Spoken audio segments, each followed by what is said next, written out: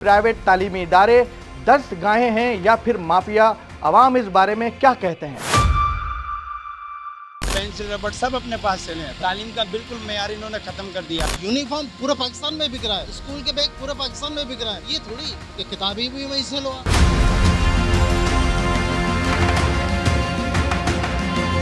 तालीम का एक महकमा है और ये नेशन बिल्डिंग का काम है ना। बदकिस्मती से प्राइवेट स्कूल माफिया ने इसको कमाई का एक जरिया बना दिया है।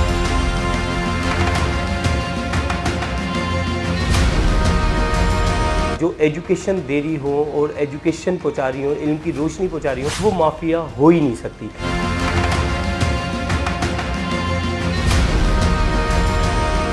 प्राइवेट स्कूल्स की जानिब से वालिदैन की जेबों से किस तरह पैसा निकाला जाता है?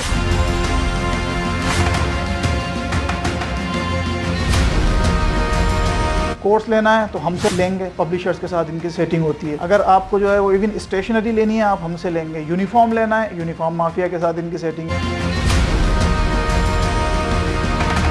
आप गवर्नमेंट स्कूल आबाद कर दें, हम खुद अपने प्राइवेट स्कूल्स को ताला लगाएंगे। किसी भी तालीमी इदारे को अगर माफिया कहा जाए तो शायद इंसाफ ना होगा, लेकिन अगर माफिया तालीमी इदारों के नाम पर लूट मार मचाए तो क्या कहा जाए? चाहे सिंध की बात की जाए या पूरे पाकिस्तान की आवाम की ये राय है कि प्राइवेट स्कूल्स और प्राइवेट अस्पताल वो दो बेहतरीन कारोबार हैं जिसमें घाटे का नहीं सिर्फ फ़ायदे का ही सौदा है। प्राइवेट तालीमी इदारे दस्तगाहें हैं या फिर माफिया, आवाम इस बारे में क्या कहते हैं? स्कूल की कापियाँ भी अपने पास से लें और बस्ते भी अपने पास से लें, पेंसिल रबड़ सब अपने पास से लें। रही बात तालीम की, तालीम का बिल्कुल मेयार इन्होंने ख़त्म कर दिया। यूनिफॉर्म पूरा पाकिस्तान में बिक रहा है, स्कूल के बैग पूरा पाकिस्तान में बिक रहा है। ये थोड़ी कि किताबें भी वहीं से लो। भाई ऐसा नहीं करो, ये तो सिर्फ नोट कमाने वाली बात है। अब देखें जिस तरीके से तालीम का एक महकमा है और ये नेशन बिल्डिंग का काम है ना। लेकिन बदकिस्मती से प्राइवेट स्कूल माफिया ने इसको कमाई का एक ज़रिया बना दिया है। वो मुख्तलिफ टैक्ट्रिक्स होती हैं इनके पास। जैसे हम एक मिसाल ले लें कि भाई मदर्स डे आ गया, फादर्स डे आ गया, और तो ये इनके वो मौके होते हैं कि जब इनको पैसा आवाम की जेब से, पेरेंट्स की जेब से निकालना होता है। इसी तरीके से बहुत आसान काम है पेरेंट्स की जेब से इनको पैसा निकालना। सिर्फ क्या करना है कि भाई हमने ड्रेस चेंज कर दिया अपने स्कूल का। अब ड्रेस चेंज हुआ तो लाजमी बात है कि पेरेंट्स की जेब से पैसा निकलेगा। वो ड्रेस जो सारा प्रोसेस है उसके अंदर इनका कमीशन भी शामिल होगा। इसी तरीके से अगर सर्विसेज ओरिएंटेड बिजनेस है ऑब्वियसली, अब इसमें इन्होंने क्या करा, अपनी प्रोडक्ट्स को इंट्रोड्यूस करवाना शुरू कर दिया। क्या किया कि भाई अगर आपको कोर्स लेना है तो हमसे लेंगे, पब्लिशर्स के साथ इनकी सेटिंग होती है। अगर आपको जो है वो इवन स्टेशनरी लेनी है आप हमसे लेंगे। यूनिफॉर्म लेना है, यूनिफॉर्म माफिया के साथ इनकी सेटिंग है, तो वो आप हमसे लेंगे। तो मुख्तलिफ तरीक़ों से ये क्या करते हैं, आवाम की जेब से पैसा निकलवाते हैं। प्राइवेट स्कूल जो लोग कहते हैं माफिया है, कोई भी दर्सगाह जो एजुकेशन दे रही हो और एजुकेशन पहुंचा रही हो, इल्म की रोशनी पहुंचा रही हो, वो माफिया हो ही नहीं सकती।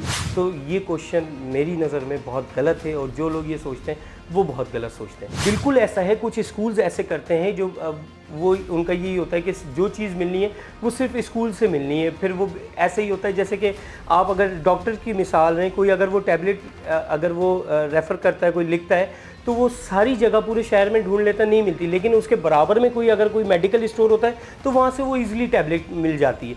तो ऐसे ही होता है कि अगर कोई भी हमने एक शॉपकीपर बता दिया कि यहाँ से आप ये ड्रेस ये यहीं से आपने ये लेनी है, तो वो वहीं से ही मिलेगा, कहीं और से नहीं मिल सकता। तो इसलिए थोड़ा पेरेंट्स को जो है वो परेशानी रहती है।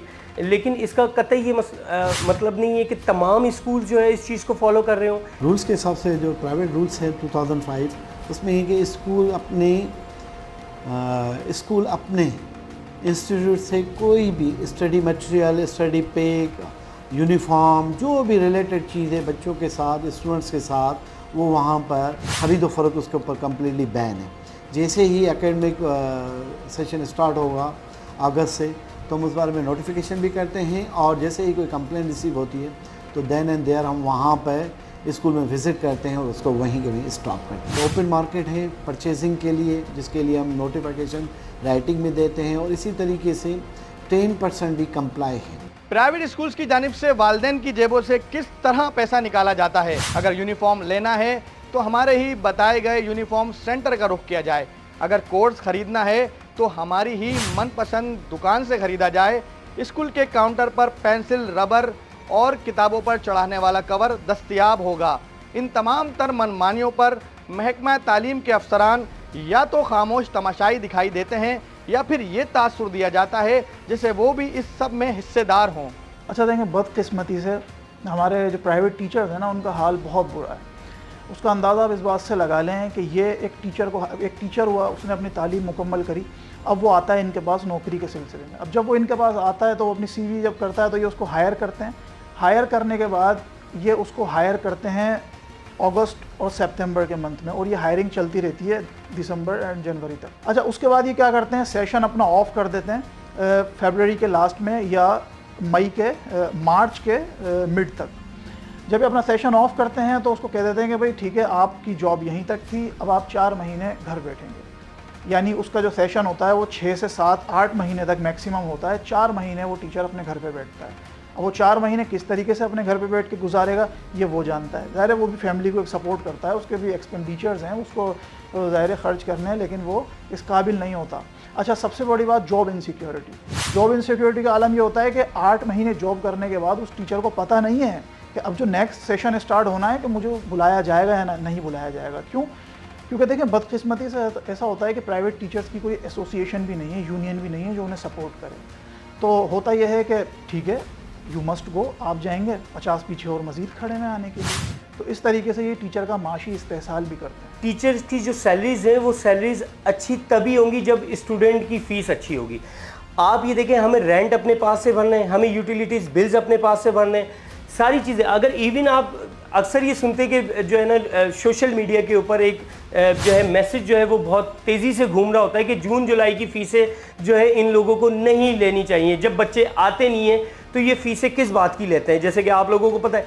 लेकिन सिर्फ मुझे आप लोगों इस चीज़ का एक आंसर दे दें कि अगर हम जून जुलाई की फ़ीसें नहीं लें, ठीक है, हम जून जुलाई की फ़ीसें हम नहीं लेंगे, आप हमारे रेंट ऑफ कर दें, हम जून जुलाई की फ़ीसें नहीं लेंगे। आप हमारी जो इलेक्ट्रिसिटी है उसके बिल हमारे जून जुलाई में नहीं भेजें, हम जून जुलाई की फ़ीसें नहीं लेंगे। आप टीचर से बात करें कि टीचर्स जून जुलाई के अंदर सैलरीज न लें, हम जून जुलाई की फ़ीसें नहीं लेंगे। देखिए, ये पूरा एक सर्किल है, हमने सारी चीज़ें देनी है, रेंट हमने देने, बिल्स हमने देने, हमारे पास तरह तरह के टैक्सेस आते हैं। स्कूल के अंदर हर बंदा आके चला आता है कि आज फलाना टैक्स, आज आपने सैनिटरी टैक्स, हर चीज़ का टैक्स हम दे रहे हैं, बोर्ड लगा हुआ है, हमें खुद नहीं पता। चाहे आप एक बिल उठाएं इलेक्ट्रिसिटी, उसके अंदर टैक्सेस देखें, 13 से 15 किस्म से के टैक्सेस हैं जो मुझे आज तक नहीं पता ये टैक्सेस हैं क्या, किस चीज़ के हैं। इसके बारे में ये है कि जो हमारे पास चाइल्ड कंपलसरी एजुकेशन से और प्रोटेक्शंस, उसके तहत टोटल इन्वायरमेंट किसी भी स्कूल की, फॉर एग्ज़ाम्पल हमारे पास किसी स्कूल में इन्वायरमेंट है 300, तो उसके अंदर 30 बच्चे जो हैं वो फ्री एडमिशन होंगे, उनकी कोई फ़ीस चार्ज नहीं ली जाएगी। और इस तरीके से जैसे ही एकेडमिक शुरू होगा, इसके बारे में हम ऑलरेडी अभी से ही नोटिफाई कर रहे हैं स्कूलों को, और मिनिस्टर साहब के भी इसके ऊपर काफ़ी तशवीश भी है और बड़े सख्त इसके काम आते हैं कि इनको कंप्लाई कराना। ये भी एक हरबा है कि अगर कोचिंग हमारे स्कूल के सेंटर से की जाएगी तो यकीनी तौर पर अच्छे मार्क्स आएंगे। अगर यूनिवर्सिटी के एंट्री टेस्ट की तैयारी हमारे कॉलेज के इंस्टीट्यूट से की जाए तो यूनिवर्सिटी में एडमिशन यकीनी होगा। मनपसंद जगहों से ख़रीदारी और कमीशन के ज़रिए तो कमाई अपनी जगह, इसके अलावा mid term, final term, monthly test, sports day, colours day के नाम पर भी पूरे साल पैसों की वसूली की जाती है। और जब टीचर्स को तनख्वाहें देने की बात की जाए तो इनके पास देने को पैसे नहीं होते। अच्छा देखें, ये होते हैं स्कूल मालिकान, ज़ाहिर सेठिया निज़ाम है, स्कूल मालिकान होते हैं, ज़्यादातर इनमें क्या होते हैं, फ्रेंचाइजी होते हैं। जो फ्रेंचाइज़र से जाहिर सी बात है उसको उसका एक सालाना पर एनम उसका जो है ना कमीशन उसको पे करना होता है। अब इनको क्या करना है, अब तालीम को तो रखते हैं ये सेकंड प्रायोरिटीज़ के ऊपर, इनकी पहली तरजीह होती है more as much as you earn as much as you can. अब उसके लिए वो क्या करते हैं, अपने स्कूल और कॉलेज के स्टूडेंट्स को कहा जाता है कि भाई आपने कोचिंग हमारे पास पढ़नी है। अब आपने कोचिंग हमारे पास पढ़नी है तो जाहिर सी बात है, फॉर एग्जांपल फर्स्ट इंटर की हम बात करें कॉलेज की, तो जाहिर सी बात है कि इंटर के बाद स्टूडेंट्स को यूनिवर्सिटी के अंदर जाना होता है। अब ये माफिया क्या करती है कि अपने स्कूल कॉलेज के एडमिनिस्ट्रेटर्स को एक्टिव करते हैं कि आपने क्या करना है, दिन के अंदर 10 स्टूडेंट्स की काउंसलिंग करनी है। अब जाहिर सी बात है हमारे स्टूडेंट्स इतने ज़्यादा वेल काउंसल्ड नहीं होते तो वो इनकी बातों में आते हैं। अब उनको सुनहरे ख्वाब दिखाए जाते हैं। वो ख्वाब क्या होते हैं कि भाई आपने इंजीनियर बनना है, आपने डॉक्टर बनना है, जाहिर सी बात है आप इस स्टेज पर हैं। अब 3 महीने बाद आपकी यूनिवर्सिटी के एग्ज़ाम होंगे तो लिहाजा आपने एंट्रेंस टेस्ट की तैयारी करनी है। अब इंट्रेंस टेस्ट की तैयारी आप हमारे पास से ही करेंगे, चूँकि आप हमारे कॉलेज के स्टूडेंट हैं तो हम आपको इतना डिस्काउंट देंगे, इतना परसेंटेज आपके लिए डिस्काउंट रहेगा। तो अगर हम टोटल एक्यूमुलेट करें तो ये पर स्टूडेंट से अप्रोक्सीमेटली 40 से 50 हज़ार रुपये ये उससे क्या करते हैं, अर्न करते हैं। और चूँकि जाहिर सी बात है इनका फोकस, इनका मोटिव ही यही होता है कि earn as much as you can, तो इसी वजह से वो क्या करते हैं कि मुख्तलिफ टैक्टिक्स के ज़रिए से उससे पैसे निकलवाते हैं। अगर जब आप एक्टिविटीज़ होती हैं तो बच्चा हर एक्टिविटीज़ से सीखता है। अगर हम जैसे कि कोई एक्टिविटीज़ करते हैं, रेड डे सेलिब्रेट हो रहा है, अच्छा रेड डे सेलिब्रेशन का मतलब ही यही है कि आप ये देखें कि उसके अंदर क्या होता है कि जितने भी स्टूडेंट होते हैं वो सारी चीज़ें रेड वेयर किए हुए होते हैं, तो उससे उनकी कलरिंग की जो है वो पहचान होती है। अगर उन्होंने टी शर्ट की हुई है तो उनको ये पता होता है ये रेड है, आज हमने रेड, किसी दिन येलो डे हो रहा है तो उनको पता होता है कि येलो का कलर ये कहलाता है, वो थीम सारी चीज़ें येलो से मैच करेंगी।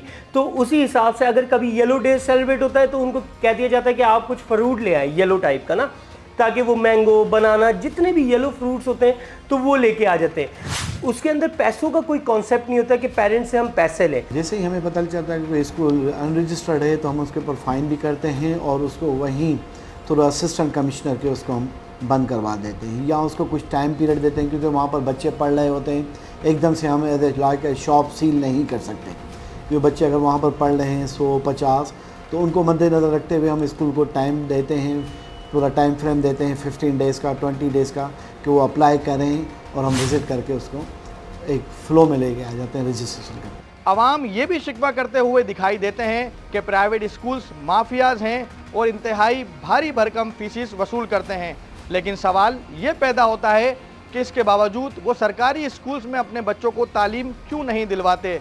मुफ्त तालीम के बावजूद सरकारी स्कूल्स में एडमिशन दिलवाने को कोई वालिदैन क्यों तैयार नहीं होता। हमारे माशरे के अंदर इनकी एक हाइप क्रिएट हुई हुई है। वो हाइप क्रिएट ये हुई हुई है कि हमें प्राइवेट स्कूल के अंदर ही पढ़ाना है ताकि हमारा बच्चा बेहतर तालीम हासिल कर सके। इन तमाम चीज़ों के बरक्स पेरेंट्स मजबूर हो जाते हैं। अच्छा, इसमें हमारा एक ये भी अलमिया है कि हम गवर्नमेंट स्कूल्स के अंदर अपनी क्वालिटी ऐसी बना दें, क्योंकि देखें ना, ये जब पिन करते हैं, जब इनके पास एक आर्गूमेंट आता है इस माफिया के पास, तो सबसे पहले वो हिट करता है कि आप अपने बच्चों को क्या ऐसी तरबियत देंगे कि जहाँ के पंखे भी ना चलें क्लास के अंदर, जहाँ का फर्नीचर टूटा हुआ हो, क्या आप उस जगह पर अपने बच्चों को पढ़ा देंगे। वो इस तरीके की टैक्टिक्स इस्तेमाल करते हैं। तो फिर वही बात कि हम अपना निज़ाम अगर हुकूमती सतह पर इतना मजबूत बना लें कि पेरेंट्स को इनकी तरफ जाना ही ना पड़े, तो इसमें बेहतरी आ सकती है। और बहरहाल निज़ाम बेहतर हो रहा है। अभी जो हायरिंग्स हुई हैं पिछले 2 सालों में, काबिल असातिज़ा को हायर किया गया है और इस पर हुकूमत अपना वर्क कर रही है। अब यहाँ पर जो ये चीज़ें हैं फीसिस की, ये इलाके के हिसाब से कुछ स्कूल हैं बहुत ज़्यादा फैसिलिटीज़ दे रहे हैं जिनकी 20,000 और प्लस 20,000 में, जिसमें हमारे बड़े ब्रांड स्कूल्स हैं और जो पूरे पाकिस्तान में एक चेंज बनी हुई है। उनकी फैसिलिटीज़, उनके जो एप्लीकेशंस हैं वो सारी आईटी के ऊपर हैं, वो उनकी ख़रीदी भी हैं। तो उस हवाले से जहाँ पर भी पेरेंट्स, ये फ़ीस डिसाइड हो जाती है जब रजिस्ट्रेशन स्कूल होता है। अब अगर स्कूल हमारा किसी रिमोट एरिया में है, किसी हमारे हैदराबाद शहर से जो मलाइका हमारे इलाके हैं, टंडो हैदर, टंडो जाम, वहाँ पर उनकी अपनी फ़ीस होती है जो कि इलाके के हिसाब से अफोर्डेबल होती है। आप गवर्नमेंट स्कूल आबाद कर दें, हम खुद अपने प्राइवेट स्कूल्स को ताला लगाएंगे। आप जो भी प्राइवेट स्कूल के ऊपर तनकीद करता है, आप पेरेंट्स से भी मेरी ये रिक्वेस्ट है, एक दफ़ा जाके क्यों नहीं पढ़वा रहे वो गवर्नमेंट स्कूल में। उनको आप यकीन करें जगह जगह लिखा हुआ होता है बुक्स फ्री, किताबें, कॉपीज़ वगैरह, जब ड्रेस वगैरह सब फ्री हैं, लेकिन फिर भी नहीं पढ़ा पा रहे। वजह क्या है, रीज़न क्या है, ये एक क्वेश्चन मार्क है सबके लिए। आप जाके गवर्नमेंट स्कूलों की जाके हालत देखें, उनमें जो उस्ताद हैं उनमें आप ये देखें कि कितने उनकी इन्वॉल्वमेंट है और आते कितने हैं। सरकारी स्कूल अगर मयारी तालीम दें और अपना स्टैंडर्ड प्राइवेट स्कूल जैसा कर लें तो कोई शक नहीं कि प्राइवेट स्कूल्स को ताले होंगे और इस माफिया की छुट्टी हो जाएगी।